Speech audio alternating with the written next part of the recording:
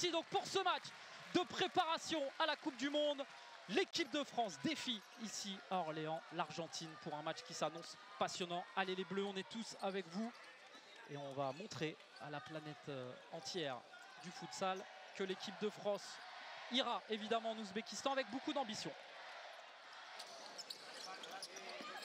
Bessaman Mohamed avec Nelson Lutin, l'ouverture du score de l'équipe de France. Et il est l'œuvre de monsieur Nelson Lutin sur un superbe caviar de son coéquipier. Derrière, toute la lucidité, toute la justesse. Le plat du pied, il est ouvert pour Nelson Lutin et ça valide le très bon début de match du côté de l'équipe de France. Ah, c'est magnifique. C'est superbe la connexion entre les deux joueurs de l'Étoile lavalloise. Et Souel Moudine, il y a beaucoup de monde, attention. Ça va être une déviation. Non, c'est direct et c'est le but. Le deuxième but de l'équipe de France, inscrit par Souel Moudine. Avec un petit peu de réussite, mais on prend le 52e but de Souel Moudine avec ce maillot de l'équipe de France. On rappelle que le soir de la finale, ce sera le 6 octobre, on espère, pourquoi pas, avoir une équipe de France en finale, qui sait, on peut rêver. Allez, attention, parce que là, le décalage a été fait, oh que c'est bien joué.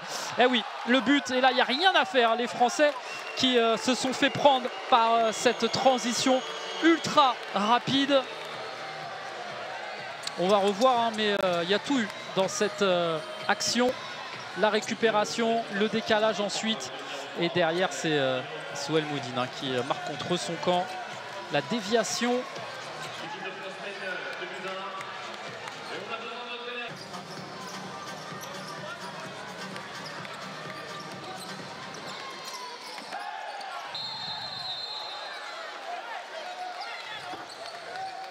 Ah oui, ça y est, la 6e faute, évidemment.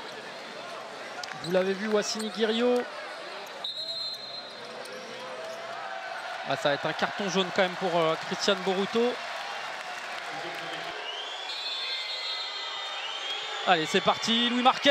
Aïe, aïe, aïe, ça passe entre les jambes et c'est une égalisation argentine. Et c'est Lucas Bolo qui remet le compteur à égalité. On sentait hein, que cette équipe de France était en train de subir de plus en plus. Évidemment, ces 5 fautes collectives au-dessus de la tête mettaient aussi en danger cette équipe. Ah, il va falloir trouver certainement quelqu'un en pré-poteau. Non, ça va être en retrait. Est-ce qu'il aura le temps? Oui, Thibaut Garros. C'est bien. Jusqu'au bout, Thibaut Garros qui aura été vigilant. Et les deux équipes qui vont donc rentrer au vestiaire.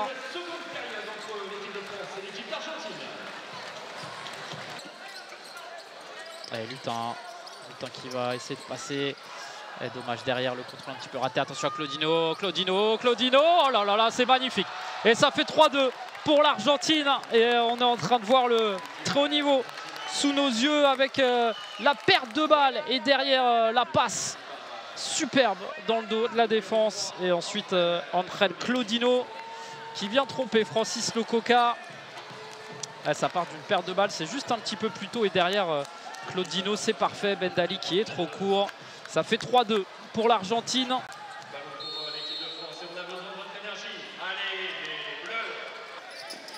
Évidemment, l'époque de Pierre Jacqui. D'ailleurs, le deuxième match s'était joué dans une ambiance assez incroyable. Hein, avec aïe, aïe, aïe, aïe, aïe, aïe, aïe, ça y est.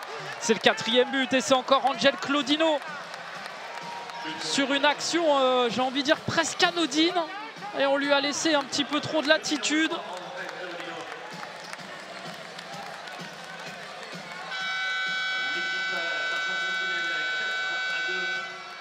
Ah, on est un petit peu sonné là sur ce coup-là.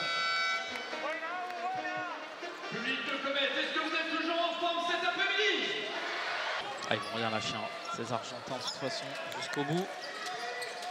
C'est pas l'un des favoris pour cette Coupe du Monde pour rien. Hein. Champion du monde en 2016, vice-champion du monde en 2021, Steve Bendali.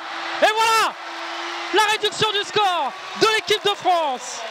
Et ce but est l'œuvre de Steve Bendali, son 14e but avec la sélection. Son pied gauche a fait bouche et il faut continuer maintenant. Il reste 6 minutes 35 pour aller marquer un 4e but.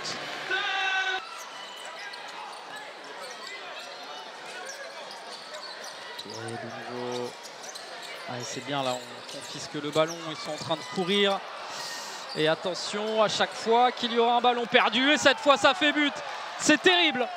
Cette équipe argentine ne laisse pas le moindre espoir à nos Français. Et ce but de Lucas Bolo à la perte de balle. On avait eu chaud à 2 reprises déjà. Allez, c'est terminé.